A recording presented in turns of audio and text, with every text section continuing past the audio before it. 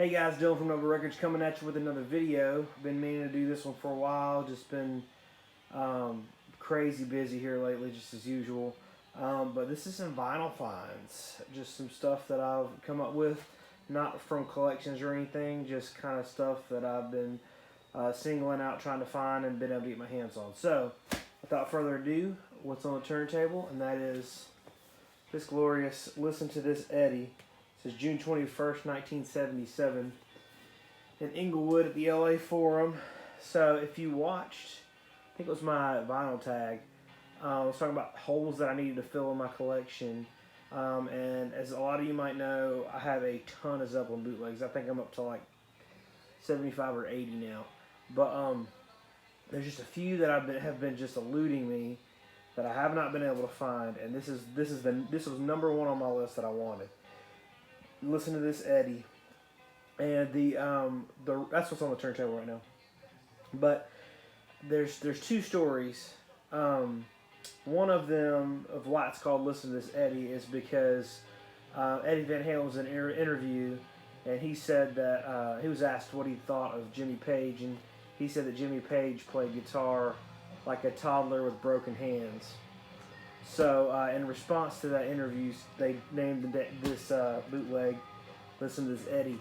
There's another story saying that it's talking about Eddie Kramer, the audio engineer or whatever, that it was such a good audio mix that to get his attention to say, hey, check this out. But I think that Eddie Van Halen is more plausible. But anyways, this is an audience recording. I don't know if you guys have heard me talk in the past about Mike Millard. He's a famous bootlegger. Well, as famous as a bootlegger could be, but he would roll up to the front of the concert venues and with a wheelchair, and underneath his wheelchair he had a 8-track recorder, and he had microphones on each armchair, and so he could get a stereo mix. And I've heard a lot of his recordings. This one blows them all out of the water. This is the best audience recording I've ever heard, ever. It's incredible. I can't even believe it's audience recording. It's that good. When I put it on, like, I'd heard it was good, and I'd heard some online clips and stuff, but when I put this on, listen to it, it blew my mind. So if you're into Zeppelin bootlegs, this is the one to get. I mean, it's incredible. So, great show. I can't say enough about that one.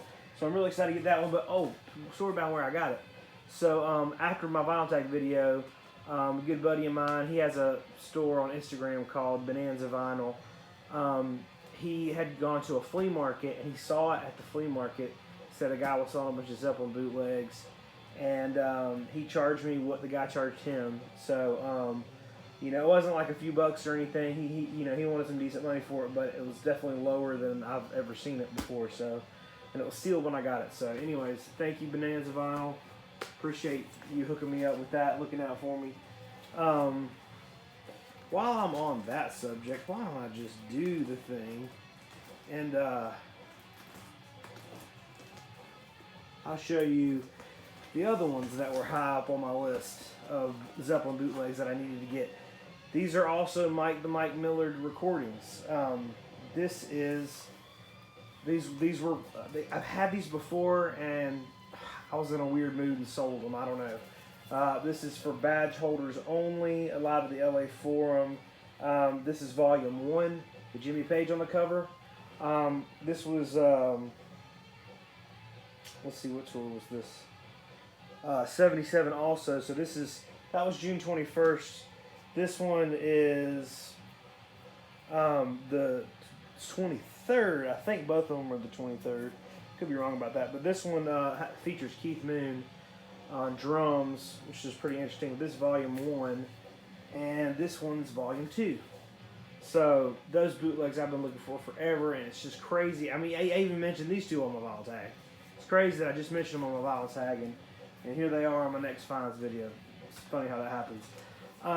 So this next batch is stuff that I've been dying for. My friend Chris, Tunes from the Man Cave, he's just kind of been chipping away and selling some things that he doesn't necessarily want to buy, like really, really good jazz records that he's been wanting and stuff like that. So if you don't follow him, if you don't watch his videos, it's Tunes from the Man Cave. He's awesome. If you like jazz, you're missing out if you don't follow him.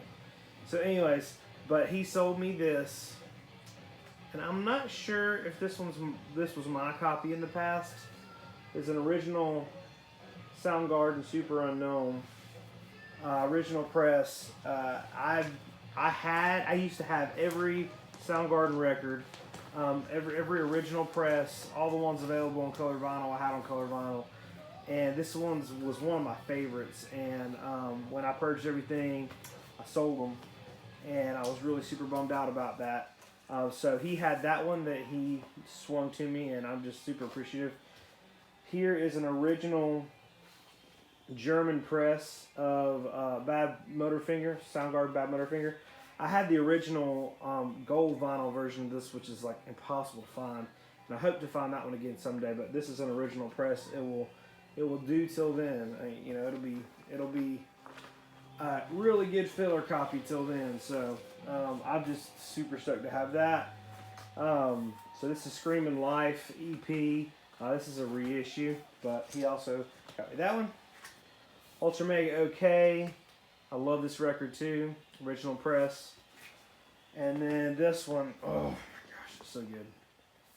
Louder Than Love, Soundgarden. This is an original press in the shrink with a hype sticker, the explicit lyric sticker. I love this record. It's one of my all-time favorite grunge records, and it's just really hard to find. And so all those Soundgardens I got from him.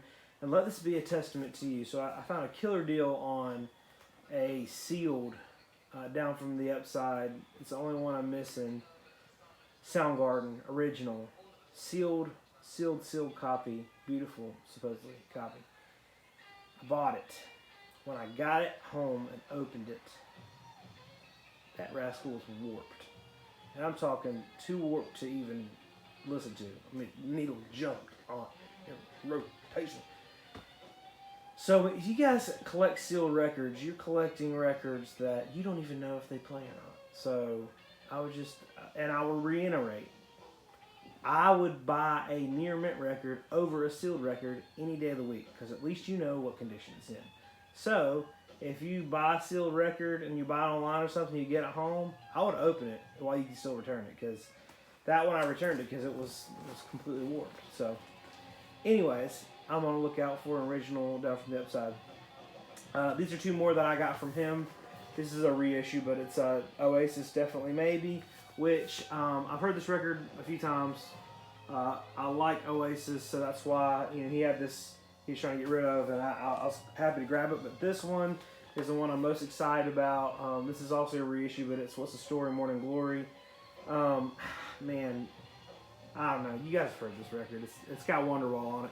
If you've ever been to a coffee shop or any sort of outdoor gig where someone has an acoustic guitar, you've heard of Wonderwall. But anyways, just this whole album, I love it. I mean, it's just one of those, I love to just put the needle on it and listen to it play. It's just incredible. One of my favorite records from that era. Just love it. It's just brilliant. So I was happy to get that one from him. I've been listening to that one a lot at work. I listen to kind of more tamed down stuff at work when, most of the time. Sometimes I listen to some out there crazy Psych. So this is one I showed in my last intro to Psych video, but I just got this. This is an original Nuggets comp, original US pressing. Everywhere I see these, they're just crazy expensive, and I've never been able to afford one, but I got this one for $20. So I was pretty excited about that. It's hard to find them for that cheap, the original US, and it's in pretty decent shape too. This is another bootleg I got. This is called A Symphony for a Lunatic. This is a Pink Floyd boot. Look at that. Beautiful. Colored vinyl. These are demos from 1970 to 1972. Only 102 copies, so this is number 14. So that splatter variant, that particular one, I think they only did like 15 or 20 of those. So this was in the bottom 20, so I got this variant. I actually have another copy of this too, that I'll probably sell at some point, but it's just a little bit different. So that was really cool. This one, guys, this is a heater. This is one I've been looking for a while. And, man, I was excited to find it. May Blitz, the 2nd of May. Oh, big deal, you say. Splat-ow, look at that. Original Vertigo label. That's right. That's a German Vertigo. But it's an original press. And it's just a beautiful copy. Man, these things go for such ridiculous money. And just May Blitz. I mean, Psych stuff on Vertigo. I mean, some stuff's kind of cheap. But most of the time, it's just crazy expensive. So, I'm just super thrilled to have that. I'd love to get May Blitz self-titled on Vertigo, but I've got one on Paramount, and that will do for me. I'm not super particular about that, but this 2nd of May is just, it's a great record. It's got, I mean, when I got this, I put it on, man, I swear I listened to it 10 times before I took it off. I mean, it's just a great Psych record, kind of in the same vein of a little bit lighter Black Sabbath or something, but just hard rock, good stuff, psychedelic. Man, I love this record.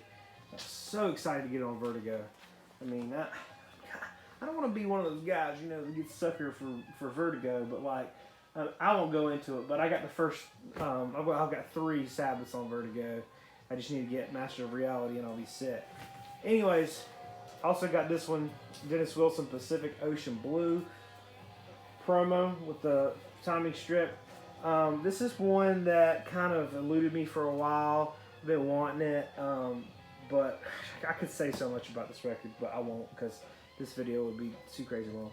But Dennis Wilson is the drummer of Beach Boys, one of the Wilson brothers, obviously, and just was incredible musician. I mean, he wrote some great songs. Just a brilliant mind. Died young. He drowned to death. But, gosh, I just love this record. It's just so ahead of its time, I think. I think this record influenced people to make a lot of music in the 80s. But, you know, this album's incredible. I really, really love this record. It's not really like the Beach Boys. So if you like the Beach Boys, you're like, oh, I'm going to check that out. Just beware, it's not really like the Beach Boys, but it's very good. It's very progressive for that time. But it's a beautiful record. I love it. Really been looking for it for a while. Never even had a copy, so it's excited to get that one. This is one a little bit of a twist for you. So a long time ago, gosh, a couple years ago, I got this record. I'd never seen it before. I looked it up. It was worth a little bit of money, but it was sealed, and I didn't want to open it, and I was going to sell it, but everyone I talked to about it had never heard of it. So I was like, well, I'll just hang on to it. I'm sure at some point I'll want to listen to it, and I'll enjoy it. And I put it on a shelf and forgot about it. Legitimately forgot. Forgot I even had it. And I don't know how that happened, but as soon as I found it, I remembered where it came from. But anyways, I was flipping through some stuff getting ready for my last pop-up, and I found it. It was still sealed, but I've listened to it since. This is Steve Young, Seven Bridges Road. If you know the Eagles' Seven Bridges Road, there are stars in the southern sky. That song, Seven Bridges Road, and it is so good. The Eagles do it so good. But this is the original Steve Young.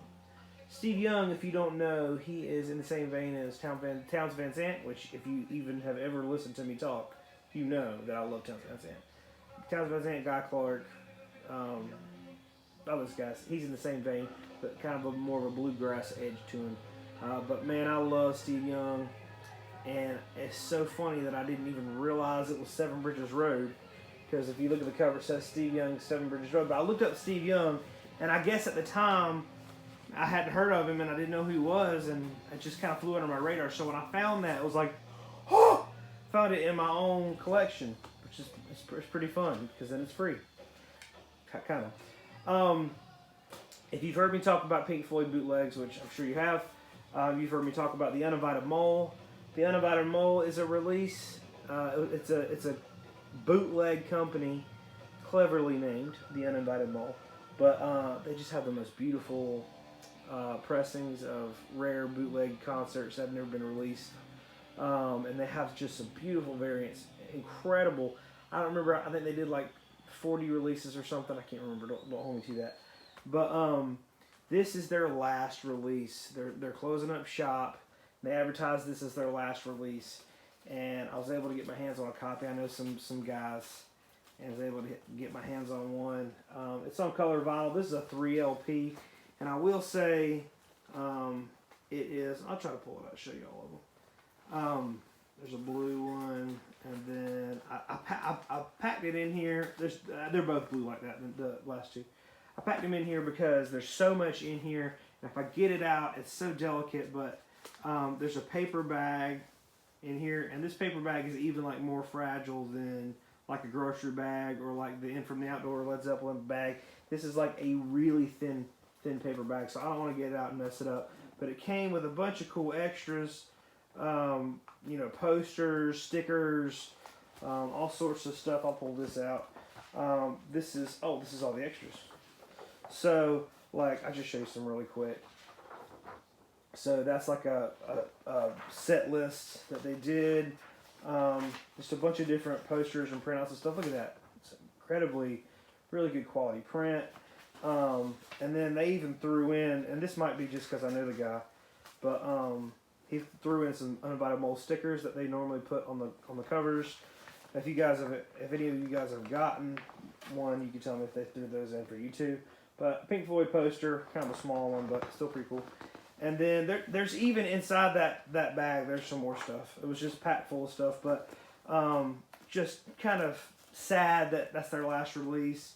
I'm hoping that maybe somebody passes the baton to somebody else, because they really, I mean, everything they did was spot on. You know, as far as I'm concerned, the audio engineering of it was spot on. The pressings that they had were beautiful color vinyl, really unmatched, really. I mean, beautiful, high quality stuff. So really hope the Undivided Mole comes back.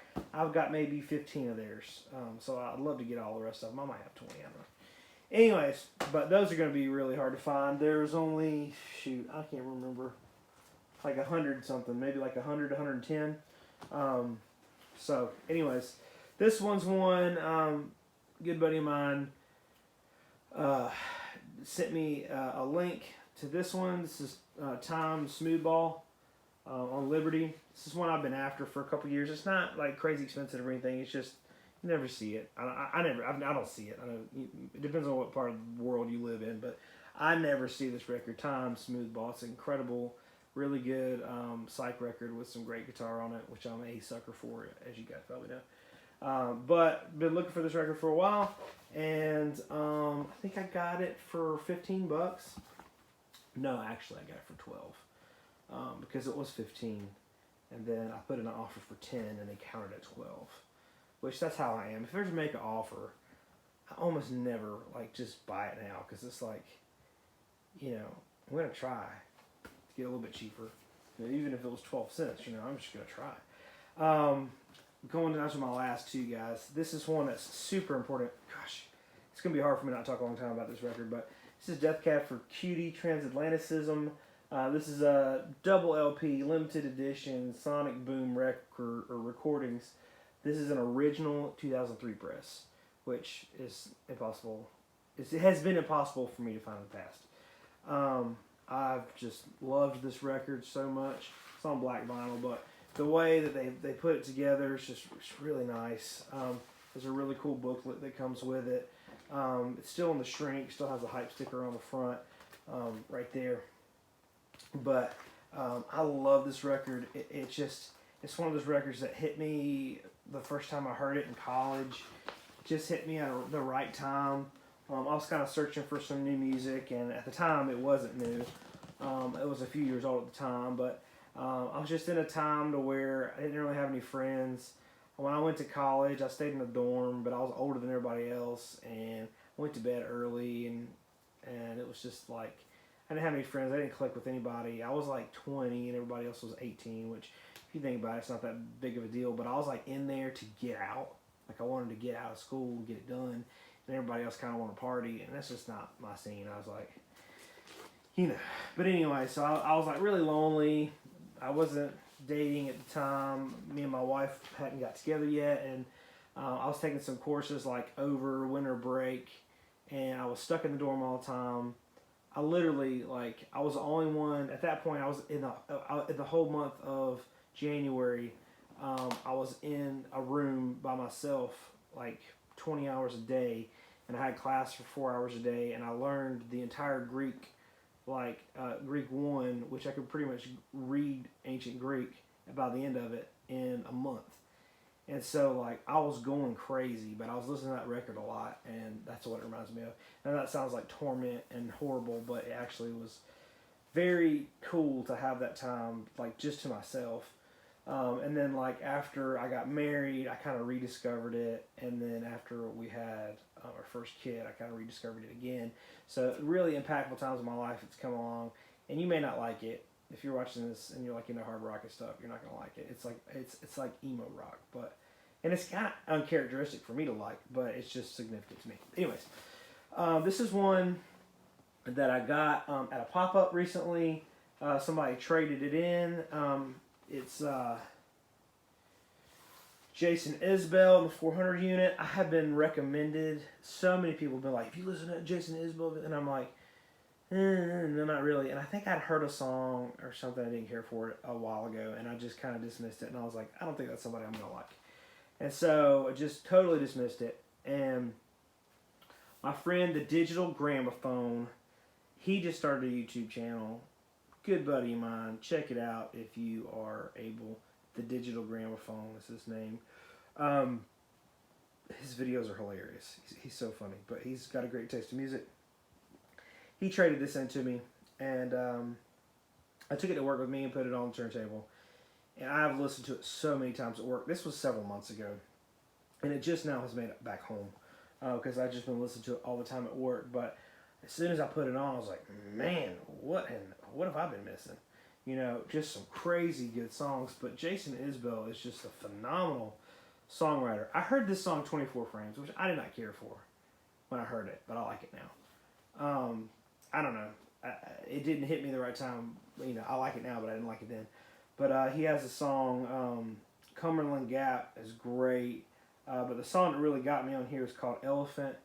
It's just such a well-written song. I mean, like, his songs are incredible. It's one of the things where, I mean, I've written songs and stuff in the past, but it's like none of them are as good as his. It just blows my mind. It makes me mad, like, that he's so good.